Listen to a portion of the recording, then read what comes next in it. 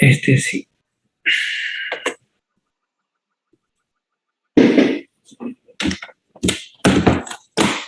Discúlpeme, chicos, lo que pasa es que tengo un problemita con la computadora y se ve muy borroso lo que se ve muy, o sea, como la persiana americana, mi pantalla. Yo a ustedes los veo perfecto, pero, perdón, yo sé que ustedes me ven bien, pero yo a ustedes no los veo bien, los veo como persiana. Entonces me marea un poquito la cabeza, obvio, ¿no? Me da un poquito de mareo, pero lo importante es ya comenzar la clase, que estamos un poquito atrasados por este inconveniente. Así que voy a desconectar la cámara, pero eventualmente yo a ustedes los veo toditos. Así es que yo creo que el problema es que simplemente por ahí un alumno me dijo, doctor, probablemente es la cámara que está mal pixelada, que no sé qué significa.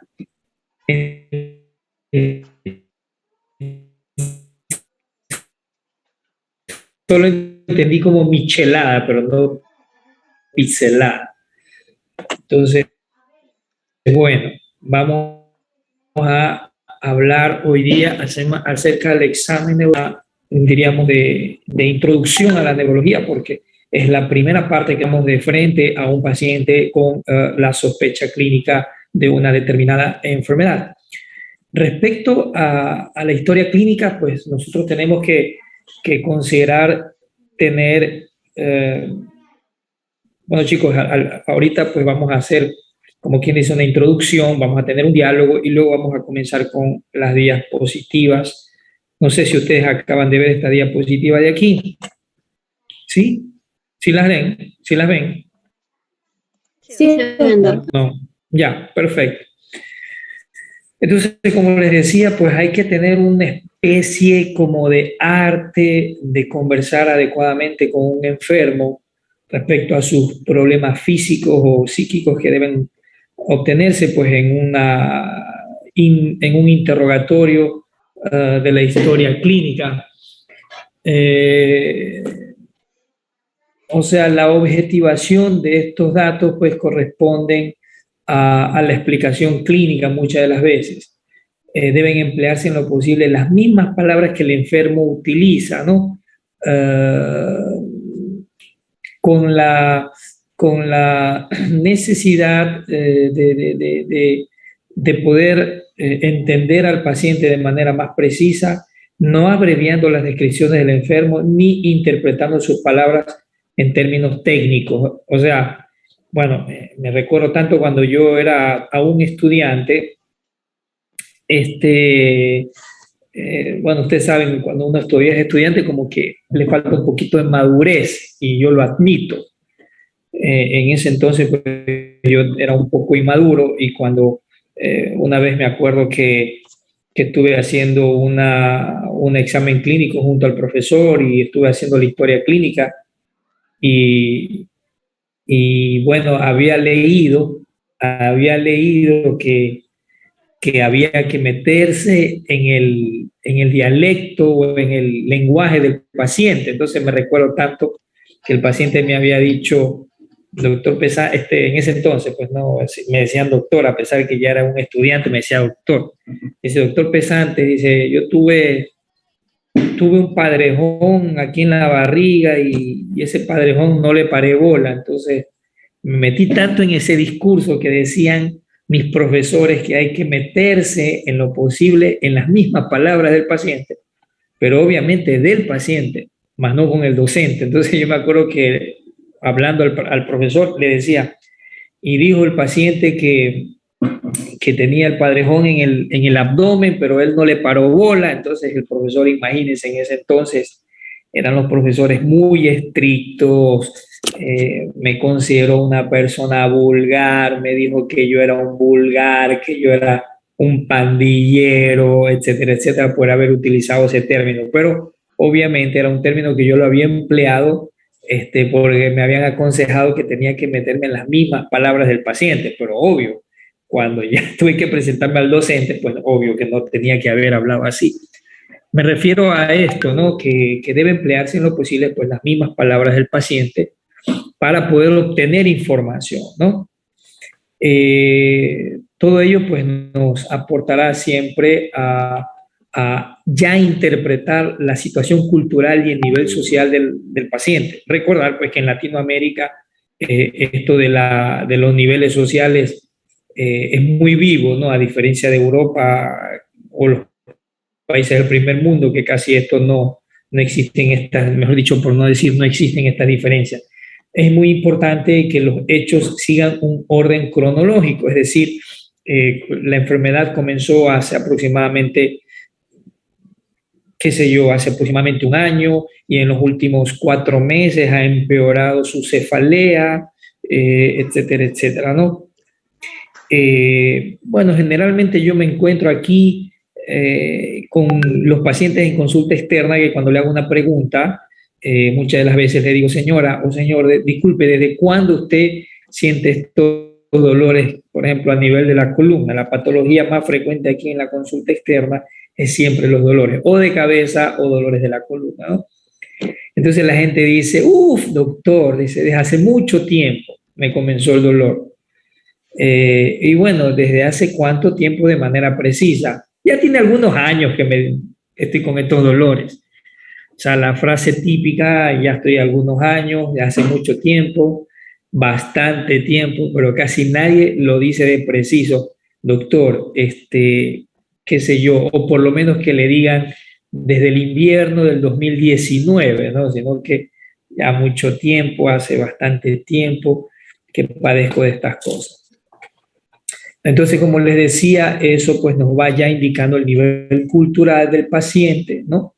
La enfermedad es una parte de la historia de la vida del enfermo y no puede separarse de la vida familiar, laboral, social y económica. Generalmente la información de muchos detalles de la enfermedad, tales como por ejemplo el cambio de una conducta, el cambio de la memoria, la audición, ¿no? Si el paciente poco a poco ha ido perdiendo la audición o si el paciente después de un accidente de tránsito tuvo cambios en la audición, la visión, ¿no? El lenguaje, la marcha, solo se pueden obtener a veces a través de terceras personas. Entonces hay que analizar las circunstancias en las que aparecieron los síntomas principales y el resto pues, de los síntomas que van a componer el cuadro patológico.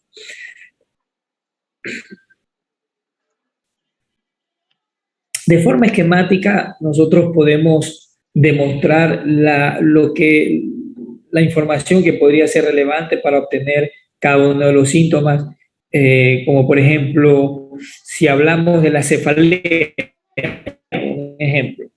Entonces, alguien va al consultorio de Velázquez, de Leonardo Velázquez, que está en la consulta externa cuando ya esté haciendo la rural. Y bueno, pues Velázquez viene una persona y le dice, doctor Velázquez, la verdad es que vengo porque me duele mucho la cabeza. Entonces, Velázquez tiene que preguntarle, señora, bueno, la forma del comienzo, es decir, si fue aguda, es decir, si fue de un momento a otro, ¿no? Si hay crisis que se asocian a esa forma de comienzo o si apareció de manera gradual, ¿no?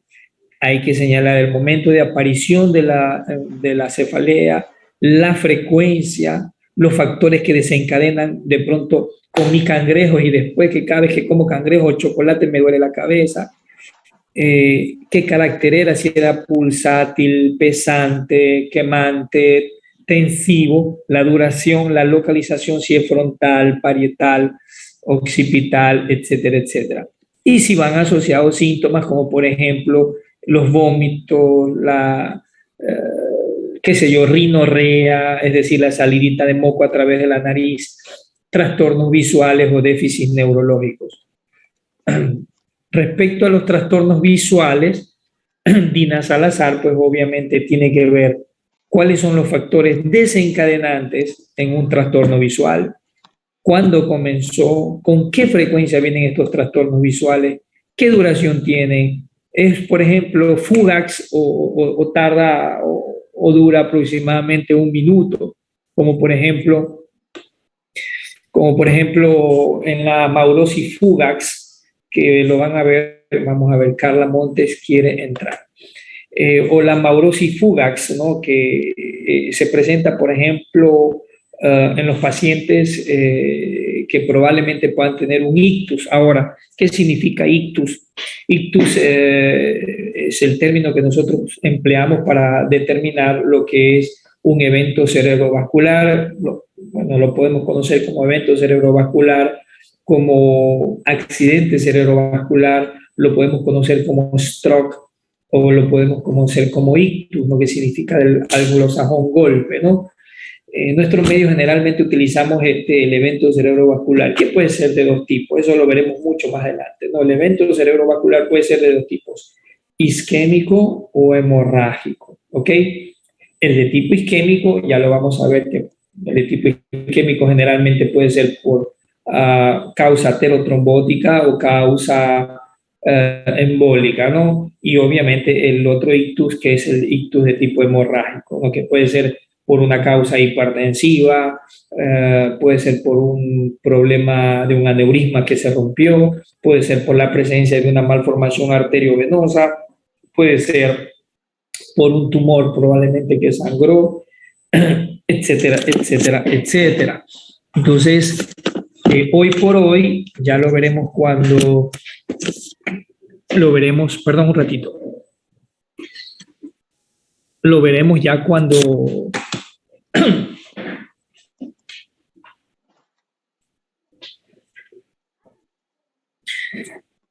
hoy por hoy pues lo veremos ya cuando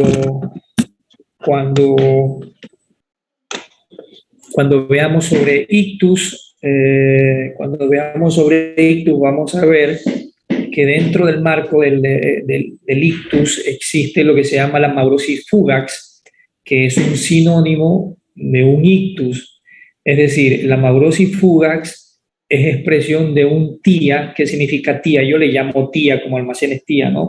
Para simplemente hacer un sinónimo de lo que puede representar un problema cerebrovascular. Entonces el TIA significa TIA, ataque isquémico transitorio, ¿no? El ataque isquémico transitorio, es decir, se produjo una obstrucción o una alteración del flujo sanguíneo a nivel cerebral, pero fue momentáneo y el paciente se recuperó. Es decir, probablemente tuvo una pérdida de la visión, lo que se llama maurosis, ¿no? Quedó ciego, pero probablemente solamente por algún segundo, por eso se llama maurosis fugax. Pero si un paciente presenta una maurosis, el paciente probablemente adelante, un infarto cerebral, ¿ok? Entonces, si en algún momento en vuestra me dice que como que se me quiere ir el internet del celular. Estoy en una parte acá del hospital donde la señal es malísima. Entonces les decía que si en algún momento ustedes están haciendo la rural o están haciendo el internado y están acompañando a un médico estructural o un médico tratante y de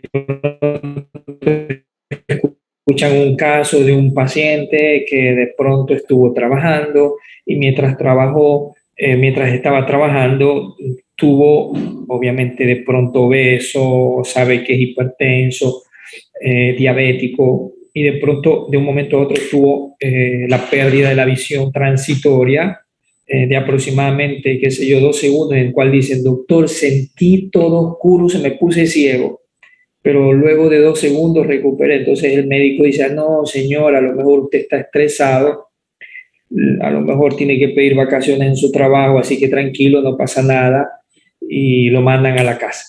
Y a lo mejor ese paciente es joven, tiene 35, 40 años, y en el arco de 1 a 3 meses a lo mejor regresa otra vez al hospital, pero ya infartado, con un infarto grande cerebral, y pues ya probablemente con un pronóstico más malo, ¿no?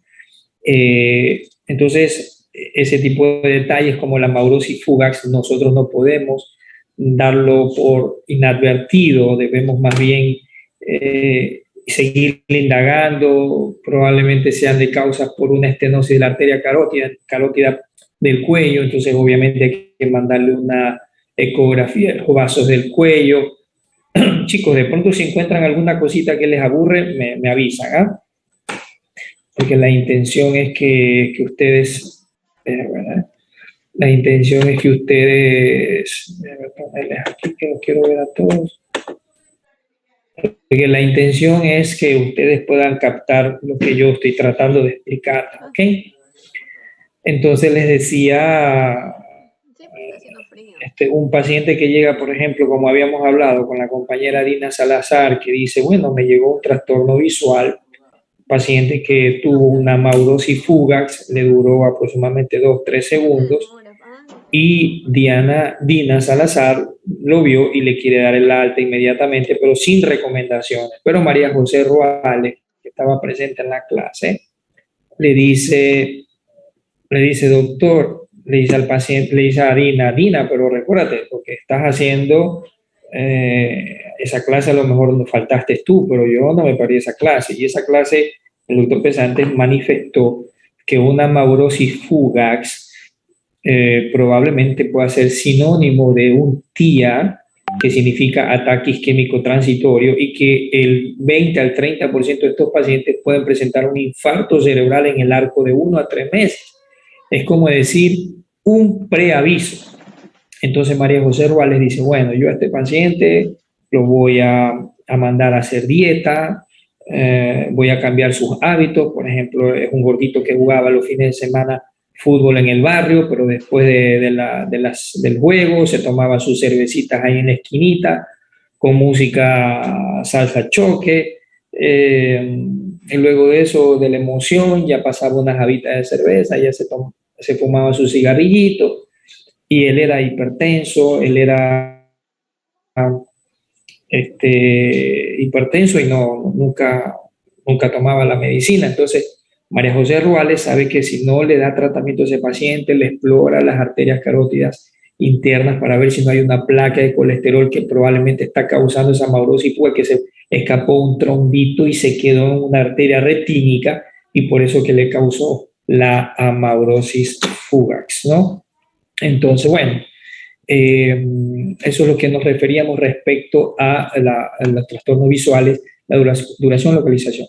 Respecto a los trastornos motores, tenemos que tener en consideración el comienzo de una, por ejemplo, debilidad al miembro superior derecho, al miembro superior izquierdo o a la pierna, ¿no? Los trastornos motores, ¿cuándo comenzaron?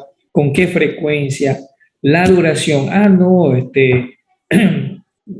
Le cuento, doctor, que este trastorno lo tengo ya más o menos unos 2 añitos. Entonces usted dice, bueno, este trastorno lo tiene 2 años, estos trastornos motores probablemente sea un problema de la médula espinal. Pero si un paciente que llega a la emergencia y tiene una debilidad muscular que comenzó a las 8 de la noche y empeoró a la madrugada y llegó pléjico, obviamente podríamos pensar en un daño de la vía piramidal, probablemente por un ictus de tipo isquémico o por una pequeña hemorragia, lo que el pueblo comúnmente llama derrame cerebral, ¿no? Trastornos motores, habíamos dicho, los factores que lo podían desencadenar, la localización, intensidad y situaciones, o si son voluntarios o involuntarios. Los trastornos sensitivos, el comienzo de los trastornos sensitivos, siempre lo mismo, ¿no? Ustedes sí se dan cuenta que va la cronología, ¿no? Trastornos sensitivos. ¿Cuándo comenzó? ¿Qué frecuencia tienen, señora? ¿Se presentan en el día, en la tarde, en la noche? Y si alguien le dice, no, doctor, por ejemplo, yo tengo esos trastornos, María José va como paciente y dice, doctor, no, es que mire, yo estoy durmiendo, pero estos trastornos sensitivos que tengo yo como calambre a la mano, me viene solo en las noches cuando estoy durmiendo. ¿Qué pasó? No te veía. Me viene solo en las noches cuando estoy durmiendo. Siento que estoy durmiendo y el hormigueo de la mano me despierta, doctor.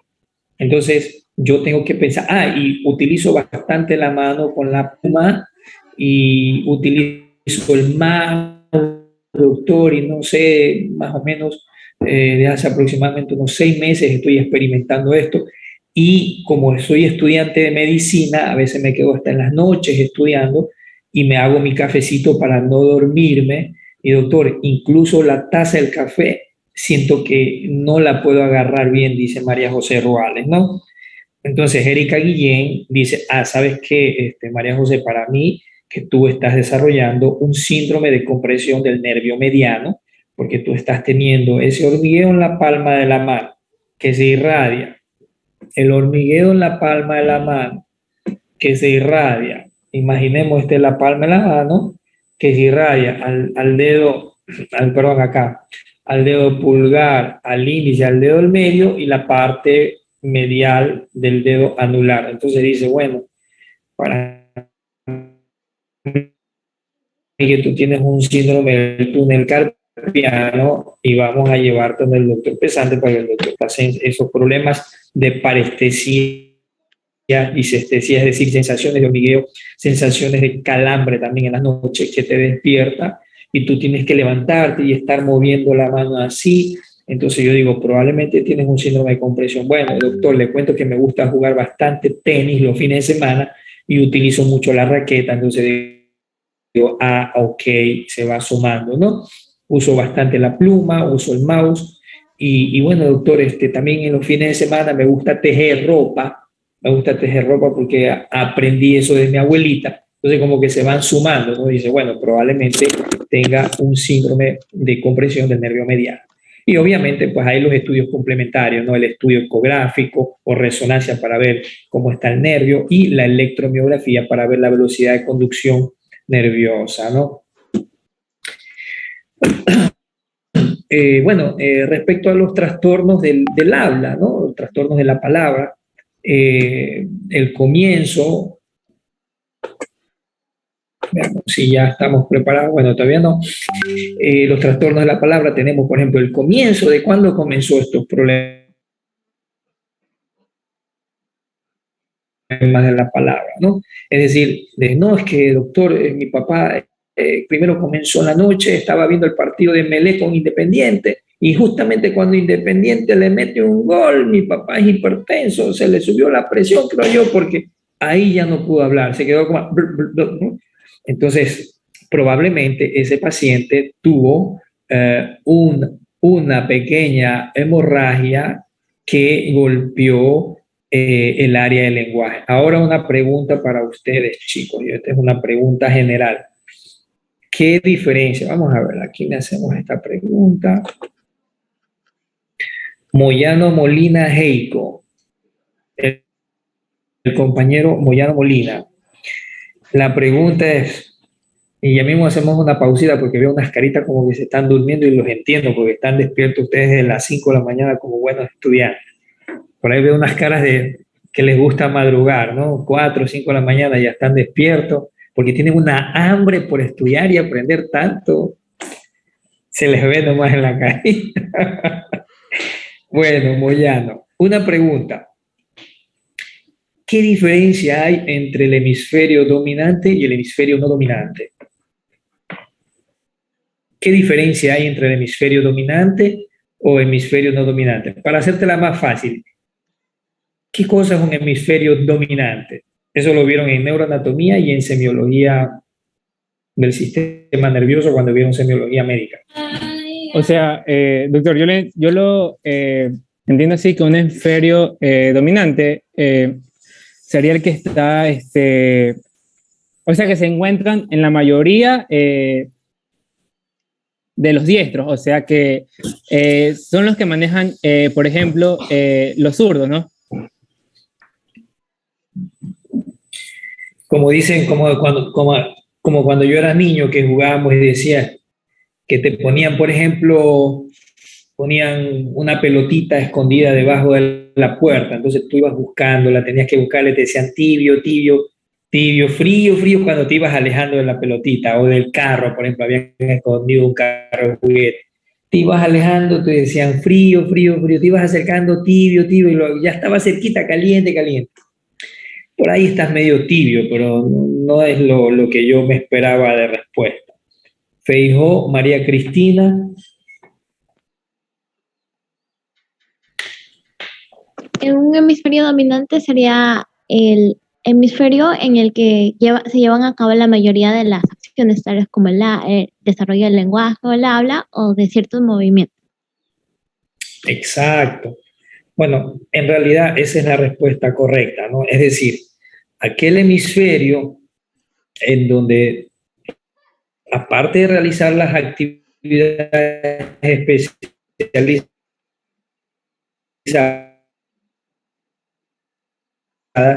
tienes una cosa que te...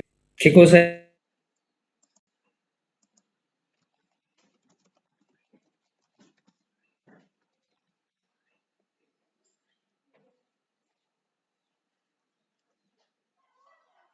es lo que diferencia, lo que tiene el hemisferio dominante respecto al no dominante? Específicamente el por qué.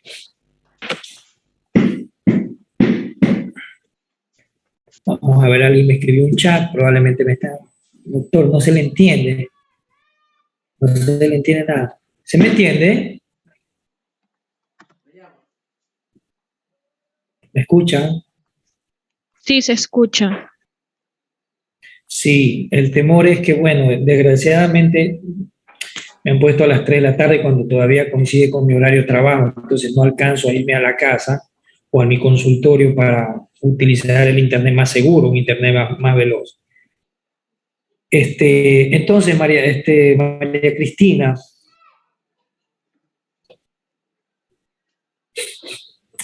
¿qué cosa tiene el hemisferio dominante que lo diferencia del hemisferio no dominante?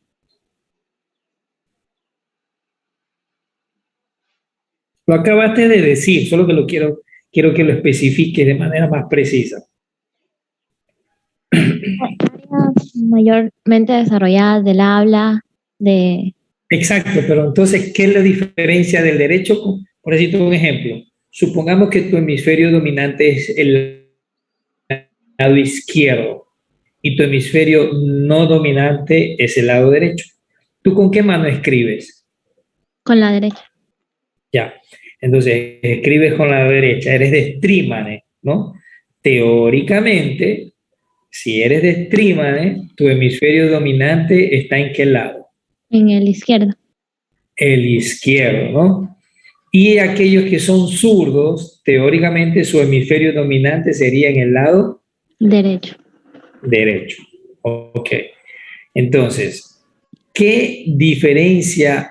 Que ya lo dijiste ahorita, pero quiero que todos los compañeros se les quede membretado en la cabecita, a todos los compañeros, a las compañeras se les queden membretadas en la cabecita, ¿qué diferencia, o sea, tiene tu hemisferio dominante izquierdo respecto a tu lado derecho? Porque es en el que se procesa la realidad de la información externa. Porque, por ejemplo, yo soy siniestra en teoría, entonces ¿Quién para me mí habla? funcionaría todo al Perdón. revés. ¿Quién me habla? Perdón. Yo, doctor. Siempre Feijó. María Cristina. ¿O ¿Sí? quién? No, estaba hablando la compañera Dina Salazar. Ah, Dina. Sí, Dina, a Ajá. ver, dime. Claro, es que, por ejemplo, yo en mi caso, a diferencia de la mayoría general, soy siniestra, entonces quiere decir que para mí está el cableado cerebral todo al revés. Entonces, si pudiera resumir lo que dijo la compañera Feijó, sería que en el lado dominante es en el que se procesa la realidad de la información externa, ¿ya? Sería como que una forma de resumirlo más, porque, por ejemplo, para mí es todo al revés, para ustedes sería el lado opuesto del cerebro con el que, por ejemplo, desde pequeños van a tener tendencia natural para escribir o cepillarse los dientes o abrir puertas y cosas así. Bueno, en realidad yo esperaba otra respuesta. ¿Quién me puede decir, doctor? El hemisferio dominante de María Cristina contiene esto y es lo que le diferencia de su hemisferio no dominante que está en el lado derecho. Doctor, Y ella lo dijo, pero quiero que lo digan de una manera más directa. Doctor, ¿es esto lo que lo diferencia? Porque todos los dos hemisferios cumplen cosas especializadas, ¿no? Todos los hemisferios. Pero hay uno que se diferencia por una característica. Vamos, Nicole, dilo. Que el hemisferio izquierdo, en este caso, por lo general, se trata más de lo que es la lógica, el habla, los pensamientos mediante palabras. Y el hemisferio derecho es más lo que era la imaginación, lo que es el arte, la intuición como tal. O sea, por eso se suele diferenciar. Bueno, sí, vamos a aceptar la teoría de todas y de todos. Y vamos a sumar lo que dice Nicole Rosero. ¿Qué diferencia al hemisferio que tiene María Cristina Feijóo, es decir, su hemisferio dominante, que sería el lado izquierdo? ¿Qué diferencia tiene su lado izquierdo con su lado derecho? Entonces, en base a lo que dice Nicole, el hemisferio de María Cristina es que contiene el centro del lenguaje. ¿Ok? Es decir, el centro del habla de María Cristina Feijóo está en el lado izquierdo. Entonces, una hemorragia, un infarto, un tumor, cualquier daño, un traumatismo cráneoencefálico que golpee ese lado, María Cristina va a tener problemas de lenguaje, no muda, sino de lenguaje. ¿Ok? Entonces, si yo hago una pregunta de ese tipo en un examen, obviamente, perdón un ratito.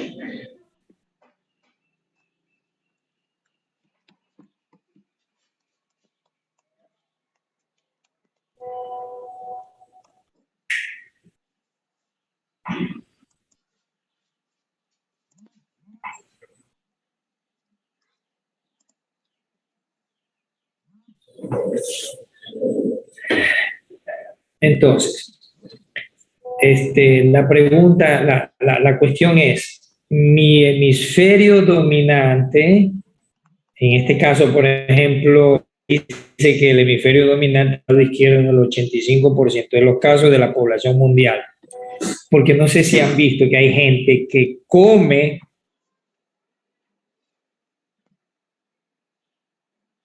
derecha, y ahí como que te ponen en duda, ¿no? Y hay gente que escribe con la mano derecha, pero come con la mano izquierda, y viceversa, ¿ok? Pero generalmente, como dice Dina Salazar, la persona que ejecuta más actos, por ejemplo, de abrocharse el botón, de coger siempre qué sé yo, con la mano más dominante, de pronto tomar agua, no lo toma con la mano izquierda, sino que lo toma siempre con la mano derecha. Todo comienza por la derecha, derecha, derecha, derecha. Entonces probablemente su hemisferio dominante está en el lado izquierdo. Ok. Entonces, obviamente, dentro del ámbito del interrogatorio y la exploración neurológica, cuando existen alteraciones del lenguaje, eso ya lo vamos a ver más adelante. Aquí, ¿sí? Aquí. Ya lo vamos a ver aquí. Vamos a ver si ponemos así. Ya lo vamos a ver aquí. Bueno, esta es la función cognitiva. Lo tocaremos el tema, ¿no? Entonces ya hemos dicho los trastornos de la palabra, ¿sí? Los trastornos del lenguaje, es decir, se llama cuando hay una alteración de la encía motora de Broca o afasia sensorial o sensitiva de Wernicke, no Wernicke, sino Wernicke, ¿no? Porque hay que llamar las cosas como son. Si es un nombre alemán, la W, yo no sé hablar alemán, pero al menos los nombres hay que mencionarlos bien, porque nosotros no decimos Volkswagen, sino decimos Volkswagen, ¿verdad? El carro, ¿no? Ya. Entonces, trastorno de la palabra, dificultad al articular las palabras, dificultad de expresión verbal, hay dificultad en la comprensión o factores que lo modifican, ¿no? Si hay trastornos esfinterianos, el comienzo, la frecuencia, recuerden que siempre están comienzo, frecuencia, duración, en casi todos los interrogatorios de un síntoma, ¿no? El comienzo, la frecuencia, la duración. Ahora, dentro de los trastornos esfinterianos, si es que hay trastornos vesicales, anales, si es incontinencia o retención urinaria o fecal, ¿no? Trastornos de la conciencia, siempre el comienzo, la frecuencia, la duración, factores desencadenantes, ¿no? En trastornos de la conciencia, si hay síntomas o signos, signos acompañantes, como por ejemplo, se mordió la lengua, conocimiento en casa, ¿ok? Realizó movimientos tónico-clónicos, ¿ok? Realizó movimientos tónico-clónicos, y cuando llega a la emergencia, Erika Guillén, como buena estudiante, le revisa incluso la boca y ve que tiene un signo. Sería Eriquita, si ves una lengua mordida, pero lengua mordida en un paciente que en su casa perdió el conocimiento y realizó movimientos involuntarios y llega con una mordidita en la lengua. ¿En qué podrían pensar? No importa si se equivocan, porque aquí estamos para eso, ¿no? Estamos para aprender en este ciclo. Pero probablemente ya vieron algo en semiología, en neuroanatomía, por ahí ya les dieron algún poquito de información. Una epilepsia, no sé. Exacto. Bueno, no tanto epilepsia, ¿no? Una convulsión, ¿no? Crisis convulsiva, ¿no? Porque obviamente hay esos movimientos tónicos clónicos que hacen que se contraiga también los músculos de la mandíbula, macetero de la masticación, todo eso, y obviamente se muerde en la lengua, ¿no? Y obviamente, si a esto de trastorno de la conciencia sumamos una incontinencia, mordedura de la lengua, vamos pensando que probablemente se trata de una crisis convulsiva, o llamado en términos hospitalarios también en términos médicos más elegantito decir crisis comiciales, ¿no? Entonces podemos pensar que se tratan de convulsiones que pueden ser generalizadas, ¿no? Trastornos cardiorrespiratorios, si ha habido abuso de drogas o alcohol, o si hay antecedentes en un paciente con traumatismo craneoencefálico, con pérdida del conocimiento. Si la pérdida del conocimiento fue secundario a un traumatismo craneoencefálico, ¿no? Entonces, el traumatismo craneoencefálico, el paciente, doctor, lo que pasa es que el paciente, hay las versiones, ¿no? La versión de la gente que recoge, dice, doctor, ese muchacho, dice, iba a toda velocidad, como saben decir, como alma que se lo lleva el diablo. Iba en su moto, sin casco, y se estrelló contra el parterre, se pegó un trampolín, cayó en el suelo, ahí se quedó, es lo que dice, ahí se quedó seco. Entonces eso de ahí se quedó seco significa que perdió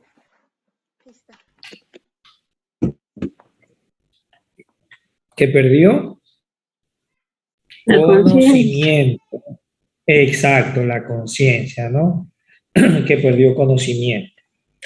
Respecto al dolor, también, ¿qué te viene, María José Roales, en preguntar respecto al dolor, visto que ya hemos dicho que generalmente siempre vamos a preguntar o a tener consideración lo mismo? En el dolor, ¿qué vamos a preguntar? ¿El comienzo o el inicio, ¿no? ¿Cuándo comenzó el dolor o cuándo inició el dolor? La frecuencia, ¿no?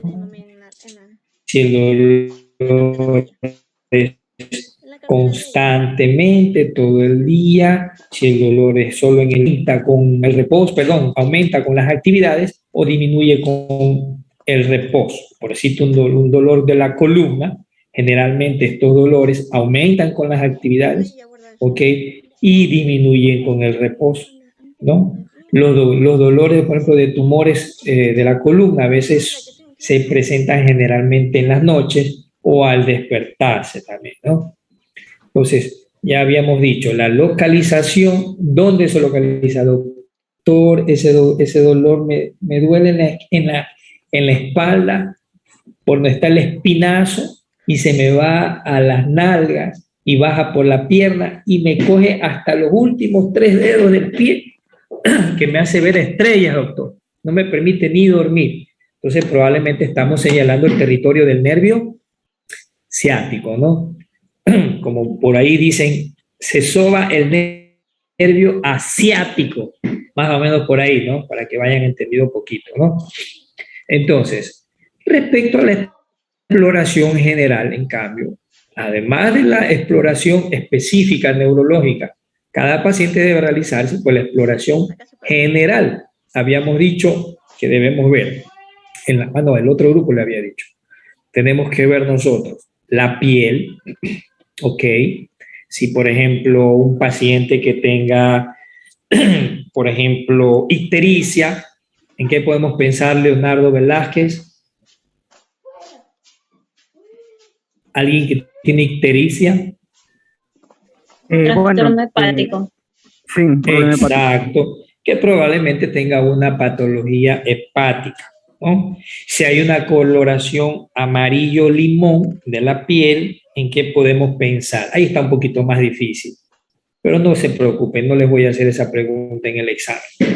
A ver, si hay un color amarillo-limón en la piel, ¿con qué enfermedad lo podemos asociar? ¿O con qué, para ser más específico, con qué carencia?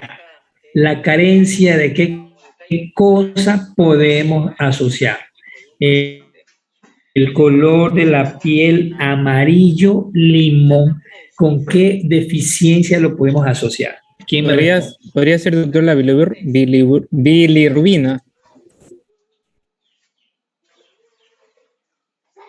Desde hace 3 meses comienza con este panorama de la historia clínica. No deficiencia de bilirrubina, una deficiencia de algo. De vitamina B12. ¿Cómo? De vitamina B12. Exacto, exactísimo. Entonces, un déficit de la vitamina B12, ¿no?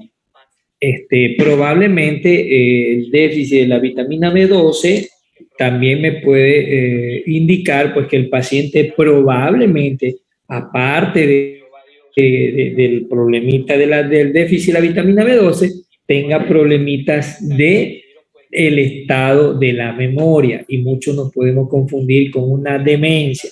Entonces, alguien va al consultorio de Leonardo Velázquez, que no se perdió esta clase, y lo llevan a un paciente que tiene el color de la piel amarillo limón, y aparte de eso dice, doctor, mi papá últimamente se le olvidan las cosas y yo creo que tiene Alzheimer, ya está medio loquito.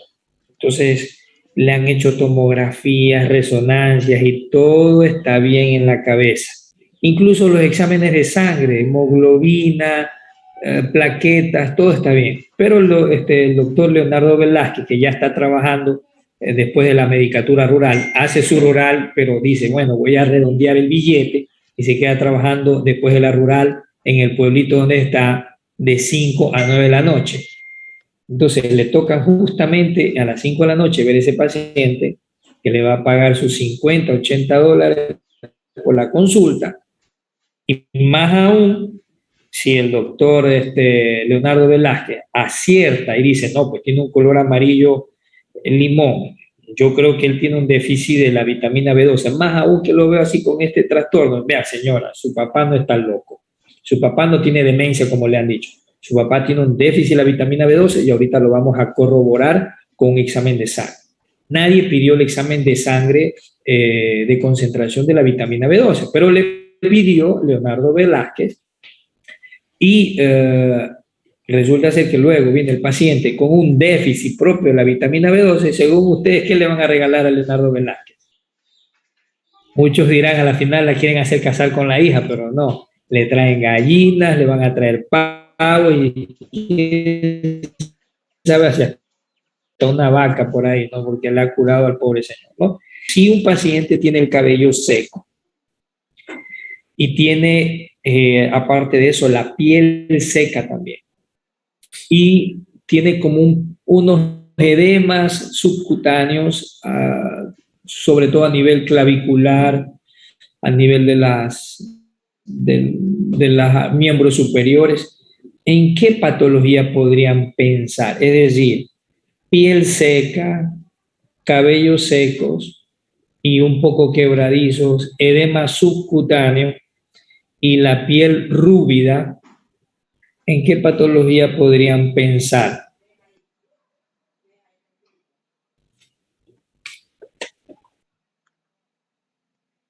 ¿Mm? Hipotiroidismo. Hipotiroidismo. El hipotiroidismo, ¿ok? Y bueno, así, etcétera, etcétera. Respecto a la cabeza, pues la cabeza hay que hacerle la inspección. La inspección, obviamente, un paciente con trauma craneal, por ejemplo, van viendo el cuero cabelludo, si está íntegro, si está abierto, es decir, si hay una herida contusiva, si al tocar de pronto en fondo con el dedo se toca también el cráneo, si se siente la fractura del cráneo, ¿no? La auscultación del tórax también es importante, porque obviamente si ustedes escuchan un soplo a nivel cardíaco, pues obviamente podrían pensar que ese soplo está relacionado con alguna patología cerebrovascular, ¿no? El abdomen, obviamente la palpación hepática, esplénica, etcétera, vesical, genital, el sistema circulatorio, etcétera, etcétera, etcétera. Recordar en los niños, por ejemplo, cuando vamos a inspeccionar la cabeza, tocar las fontanelas, ¿no? La mollerita que le dice mucha gente. Vamos a ver Iris. Iris Calderón. Ya, Iris Calderón. ¿Tú tienes hermanitos? ¿O hermanitas chiquitas o pequeñas? No. No, ¿Ah? no tengo. No tienes. Ya, pero tú sí has visto que a los niñitos, cuando son chiquititos y están tomando la tetita, ¿no? Tienen meses todavía, tienen la mollerita, ¿no? Que serían ¿qué cosa es la mollerita? La fontanera. En Vox Populi. La fontanela, ¿no? Entonces, las fontanelas nosotros acá le llamamos mollerita. Bueno, no nosotros, sino el pueblo, ¿no? El Vox Populi le llama mollerita. ¿Qué pasa cuando un niño está tomando la teta y como que se atraganta o se engalilla con la leche? ¿Qué es lo que hacen las madres? Yo veo que le soplan ahí, como que... Exacto, ¿no? Le soplan y se ponen moradas ahí, que le soplan y el marido si ve que se está atorando el hijo y la mujer no le sopla, el marido le va dando su cocacho, no su coscarro, no sé cómo se dice, cascorranadazo, bueno, un cocacho en la frente ahí a la mujer por no haberle soplado la mollerita. Sóplale la mollerita, no ve que se está ahogando. Entonces la mamá viene y está que le sopla la mollerita. ¿Ustedes creen que tenga relación con las vías aéreas? Es deshidratación. ¿Ah? Es deshidratación, doctor. Como deshidratación. No entiendo. Que cuando tienen ese problema de que la dichosa mollerita se hundió, generalmente es porque está deshidratado el niño. Entonces no se le va a arreglar. No, yo me refería cuando se atoran, cuando se engalillan con la teta. No tiene ninguna relación. Se han visto. No, o sea, tampoco le va a funcionar. Por eso digo, ¿tiene relación con el aparato respiratorio o no? ¿Sí o no? No. Ruales.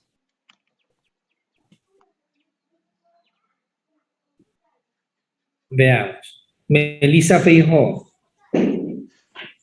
La mollerita, ¿tiene relación con las vías respiratorias? ¿Sí o no?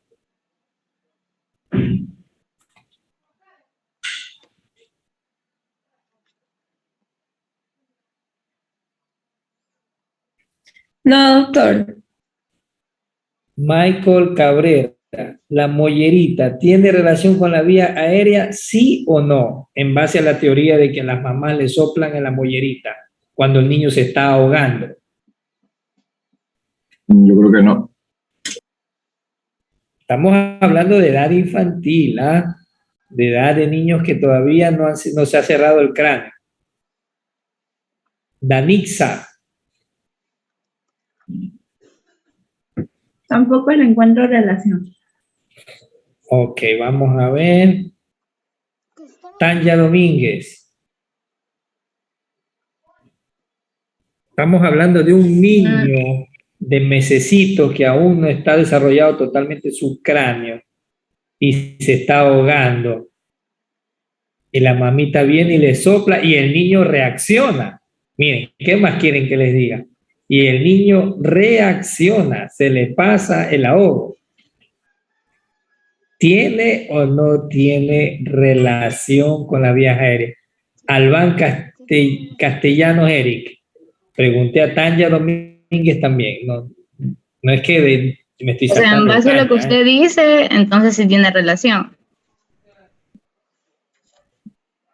Vamos, Albán Castellano. Yo no le veo relación tampoco. No le ve relación. Pero mira que le soplan ahí, le pasa al niño, ¿eh? Vamos a ver acá. Steven Soriano. No, no tiene relación. Moyano Molina. O sea, científicamente no, pero yo sí he visto a profesionales como enfermeros, algún doctor, yo sí, en algún caso sí he visto que cogen al niñito y le soplan, porque según eso les ayuda bastante, pero científicamente está como no comprobado. A ver, o sea, para mí es como mi concepto. Yelena Tomalá, ¿qué opinas? Mira, le soplan la mollerita y le pasa al niño el ahogo. Bueno, yo tampoco le veo alguna relación, pero como dice el compañero, sí funciona, pero no sé cuál sería la relación. Vamos a ver qué dicen Steven Soriano, que lo veo ahí que se lame por responder. No, dije que no le encontraba relación. Ya. Y León Sánchez Nicole. A ver, le repito nuevamente, Nicole. El niño tiene su mollerita. Viene la mamá que está viendo que se ahoga y le sopla la mollerita. Abre toda la boca y le sopla en toda la mollera al bebé. Y ese bebé al rato le pasa. Entonces, ¿tiene una correlación con el aparato respiratorio o no? ¿Vale la pena seguirle diciendo a la mamá que siga dándole aire o respiración por ahí o no? No tiene relación alguna. ¿Encuentra una correlación clínica o no? No.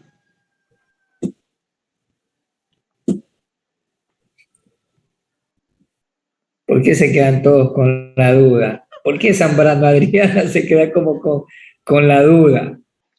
Cáceres Alex, ¿qué opina usted? No, doctor, no. Para mí no hay relación, pero no sé. ¿Ya?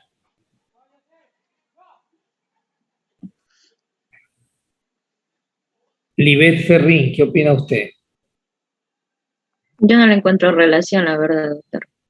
Tampoco, ¿no? Bueno, en realidad no hay ninguna relación. Era que solamente los quería ver que entraron en la duda ustedes. ¿Por qué entraron en la duda, chicos? Es verdaderamente una vergüenza que de pronto alguno me haya dicho, sí, doctor. Por ahí escuché a alguien que dijo, yo no sé, creo que sí, doctor. O sea, no, pues chicos, no tiene relación. El aparato respiratorio, o sea, con la cabeza es otra estructura anatómica que no tiene nada que ver ahí. Bueno, sí, la cabeza está la cara, tenemos la nariz ahí. Muchas de las veces mejor dar la respiración boca a boca, ¿no? Pero no tiene relación.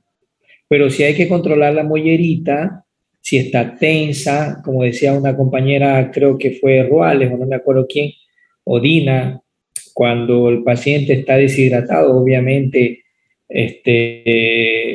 después de vómitos, diarreas, el bebito, la mollerita se desciende porque obviamente hasta el cerebro diríamos, pierde un poquito de ciertos contenidos, ¿no? Y sobre todo en la hidrocefalia vemos que la mollerita, es decir, las fontanelas están tensas o hiperintensas o hipertensas, ¿no? Entonces hay que también medir la dimensión de la cabecita, de la cabeza del bebé, ¿no? Con una cinta métrica para irle viendo, etcétera, etcétera. Hay que ver si hay una consistencia, una localización, tumefacción, etcétera. ¿Ok? Respecto a la columna vertebral, vemos la posición, vemos la permanencia de las curvas fisiológicas, la motilidad de la columna cervical, lumbar, los puntos dolorosos, la situación de la musculatura paravertebral, sobre todo en los pacientes con dolores de la columna, van a tener esos músculos como leña, ¿no? Como verdaderos fierros ahí contracturados.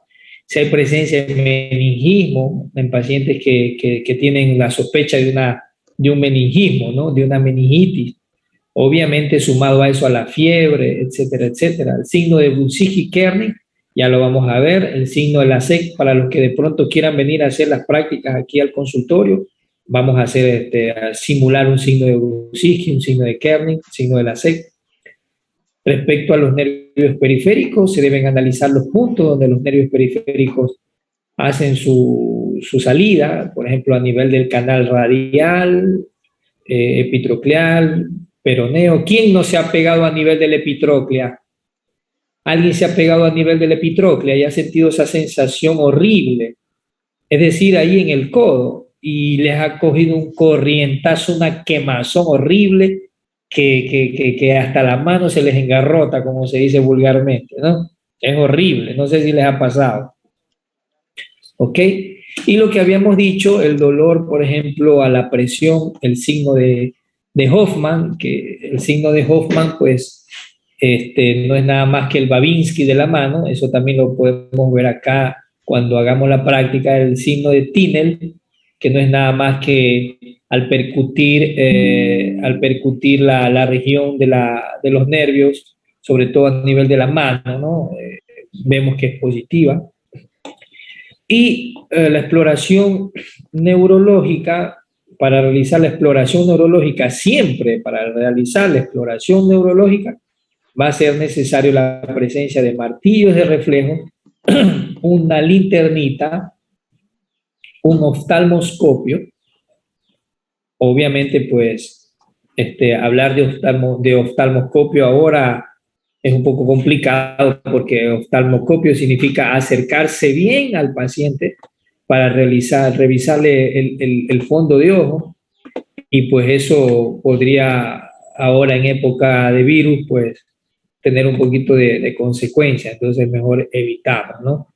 Así que el examen oftalmológico de ese tipo con el oftalmoscopio creo que queda, al menos en este periodo, creo que queda un poquito así, ¿no? A ver.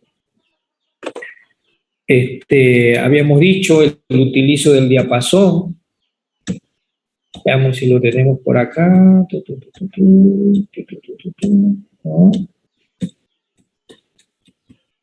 Todo lo que habíamos hablado del hemisferio dominante. Ya mismo lo mencionamos nuevamente. Veamos entonces acá, creo que está.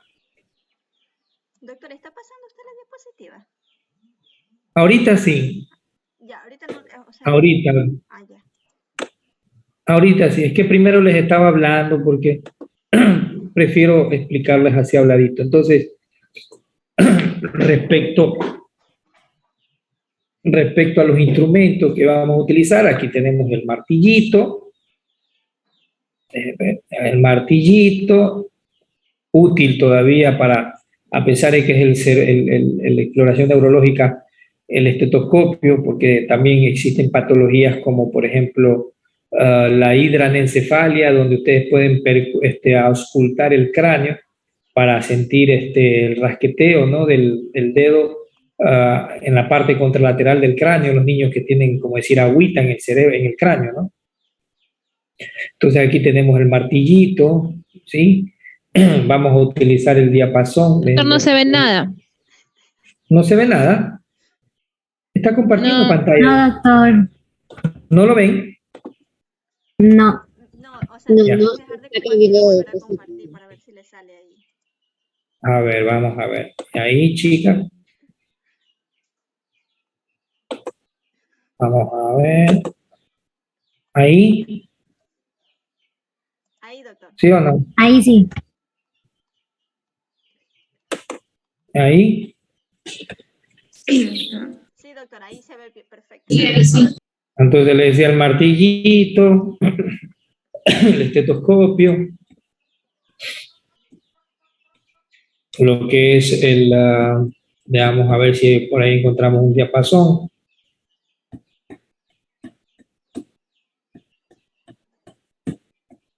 Oh. Para que sepan qué cosa es un diapasón. Ops, ¿cómo es eso? Estaba tan seguro que había diapasón. Acá creo que es, ¿no? No. Pero sí están viendo, ¿no? Déjenme ver si es aquí. Tu.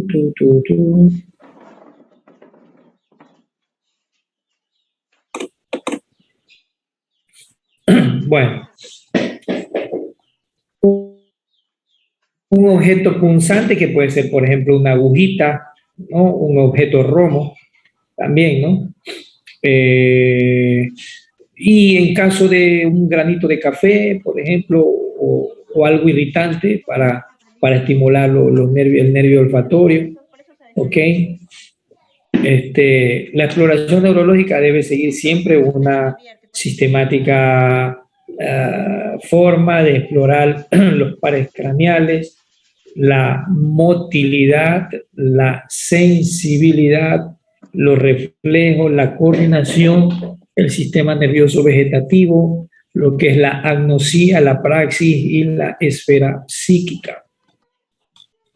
¿Ok? Entonces, dentro de los pares craneales, veamos que ahora dentro de los pares craneales, entonces, bueno, vamos a compartir esto que está aquí. Dentro de los pares craneales, les decía, tenemos el test del nervio del primer par craneal. Lo que pasa es que esta diapositiva está totalmente...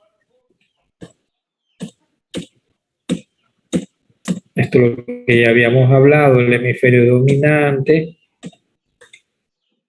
Si ven, por ejemplo, aquí, no les quiero confundir porque vamos por los pares craneales. Bueno, a lo mejor eso lo voy a hacer hincapié más adelante, pero si ven esto de aquí, es lo que yo les había hablado. Imaginemos que este es el hemisferio dominante, ¿sí? Doctor, no se ve nada. Se ve lo que se está proyectando es la forma del cual se realiza el examen. Esa es la diapositiva que se ve ahorita. A ver, vamos a ver. Ahí, ¿lo ven? Sí, doctor, ahí se ve. Ya.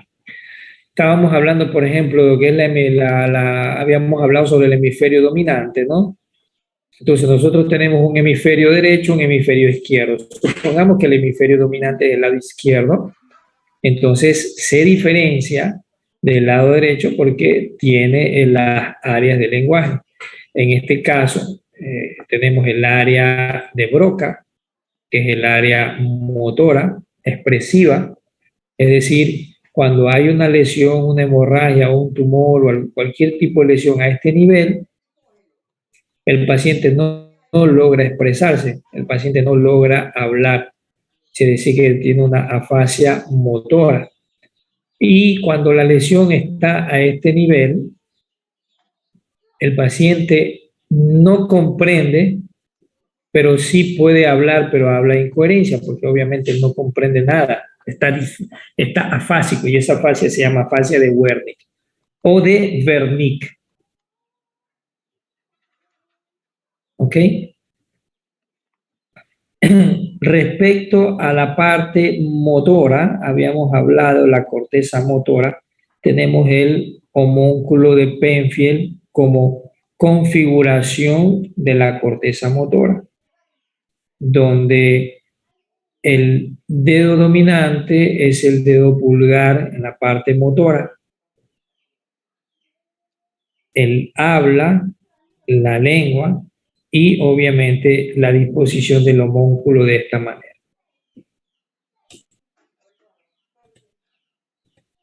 Y ellos habíamos hablado acerca de esto.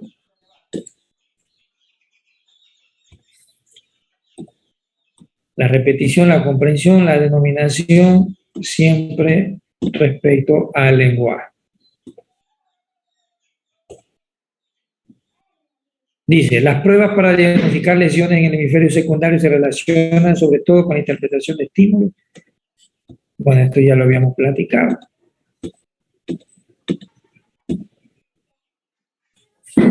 Bueno, entonces,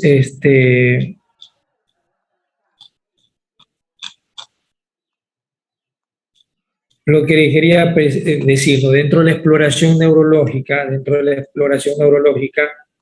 se ha detenido, dice, ok. Dentro de la exploración neurológica, vamos a explorar el nervio olfatorio, el primer par craneal. Y este test lo realizamos con sustancias aromáticas no irritantes. Escuchen bien, con sustancias no irritantes. Por ejemplo, menciónenme una sustancia no irritante que ustedes conozcan, por ejemplo. ¿Café? El café puede ser. Exacto, el café, ¿no? Es un aroma delicadito, ¿no? Otro que podría ser un poquito irritante, ¿Pimienta? bueno, no irritante, pero igual creo que el jabón podría ser uno no irritante, pero igual estimula un poco. Entonces, hay obviamente lo que pasa es que cuando exploramos el nervio olfatorio no podemos hacerlo, por ejemplo, con una cosa cítrica o con una cebolla. ¿Qué pasa, por ejemplo, con la compañera Diana Salazar? Diana Salazar, ya me confundí con la fiscal, creo que es ella, ¿no? La Diana Salazar. La dama de hierro aquí. Es Dina Salazar, perdóname, Dina. ¿Qué pasa, Dina, si te pones a picar cebolla en tu casa? Que posiblemente me empiecen a llorar los ojos y me sienta muy incómoda. Ya, aparte de llorar los ojos, ¿qué te pasa? ¿Ah? Es irritante. Claro, es irritante. ¿Pero qué te pasa ahí?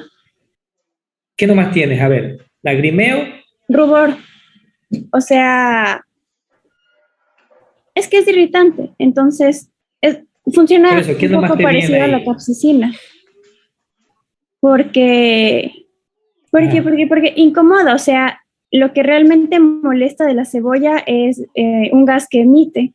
Entonces ese gas causa el lagrimeo y la incomodidad en los ojos. Lagrimeo, exacto. Entonces vas a tener lagrimeo y ¿qué más? Incomodidad en los ojos, como... ¿Qué pasa cuando lloras? Cuando lloras generalmente, ¿qué más? La congestión nasal.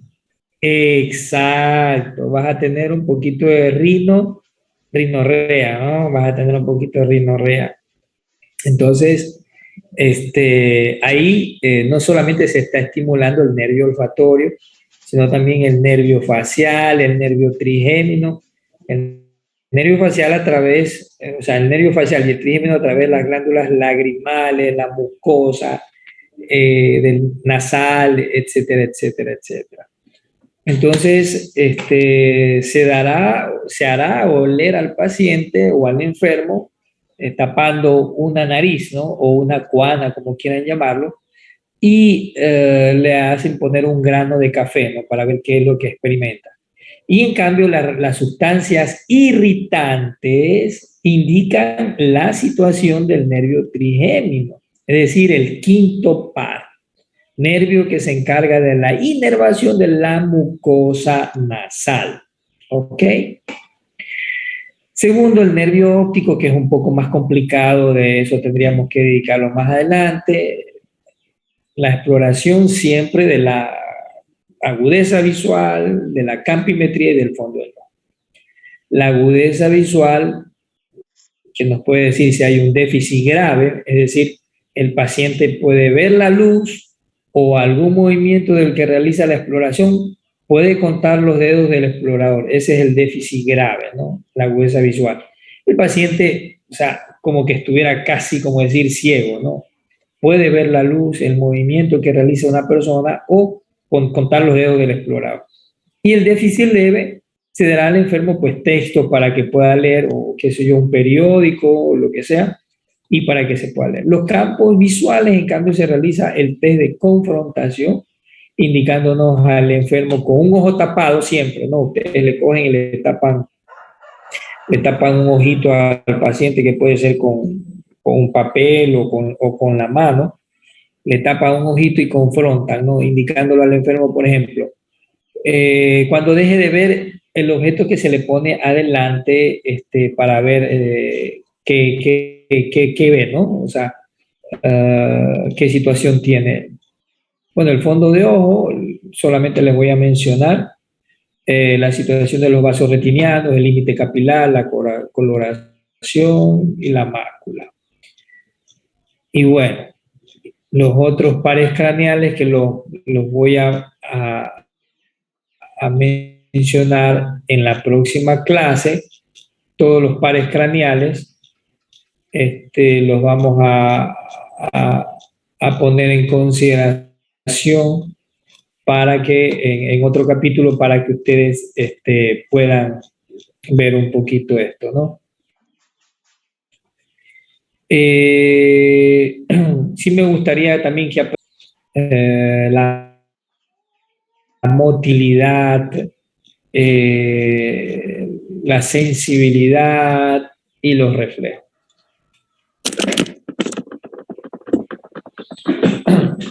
Bueno, chicos, esta semana no, pero la próxima semana ya les voy a mandar tareas. Me tengo que poner de acuerdo con la compañera Guillén y Feijó, creo que son las dos que están en grupo como representantes, para ver si comenzamos, después de que comencemos síndrome de hipertensión endocraneal, yo creo que casi al final del primer parcial. ¿Ustedes saben cuándo termina el primer parcial? Finales de enero, doctor. Finales de enero. A ver, sí, es probable que después de, veamos síndrome de hipertensión endocraneal, ahí vemos. Ya quieren, yo no me sabía el examen, ¿cuándo es? No me recuerdo la fecha. No, es que para ahí ya tener una idea. Los exámenes del primer parcial son del 22 al 27 de enero. Ahí ya se culminaría el primer parcial. Del 22 al 27 de enero. Ya, fecha trascendental para machetearlos entonces. Muy bien. Espérense un ratito, chicos, por favor.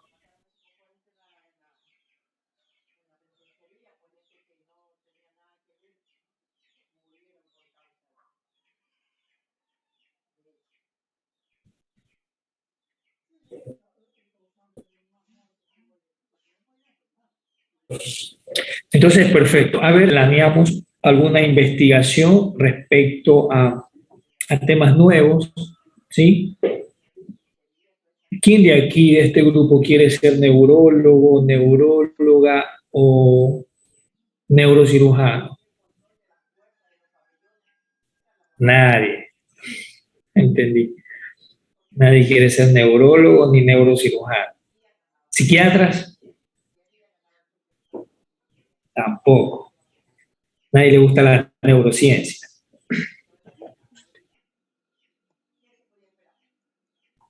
La tesis, ¿sobre qué han pensado hacer, por ejemplo? ¿Alguien tiene algún tema específico? Bueno, tienen que hacer el internado para comenzar, ¿no? Pero yo creo que desde ya se pueden proyectar a un tema, ¿no?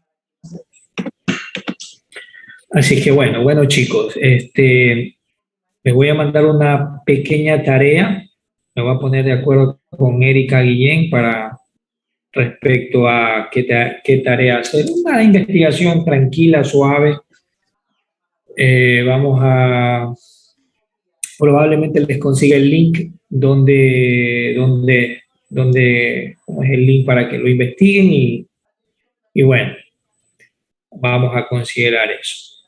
¿Alguien tiene alguna pregunta? Que nos vamos a quedar aquí hasta aquí vamos a quedarnos en la clase. ¿Alguien tiene una pregunta? ¿Algo no quedó claro que les pueda yo aclarar un poco? ¿No? Me imagino que están cansados, quieren reposarse, quieren tomarse un café. Está muy bien. Una pregunta, pero es porque las diapositivas no se lograron pasar completamente en el momento que se estaba hablando. Entonces mi pregunta es, ¿si las va a subir al campus? Claro, Carlita, subirlas, de ley. No te preocupes, tener las diapositivas para que cuentes con ellas. De ley tengo que subir y por lo menos los videos subirlos también, obviamente, en el OneDrive. Sí, de ley, porque tenemos que tener, no sé si subirlos a veces, probablemente los suba en PDF, porque cuando los quiero subir en PowerPoint tengo un poquito de dificultad, son muy pesados y tengo ese tipo de pequeños inconvenientes. Pero como yo sé que mis alumnos son comprensibles, van a comprender que el doctor Pesante sí les va a subir, pero en un momentito, probablemente sea este fin de semana. ¿Ya? Bueno, chicos, entonces me despido. Que tengan una linda tarde y nos vemos la próxima clase. Gracias, doctor. Adiós.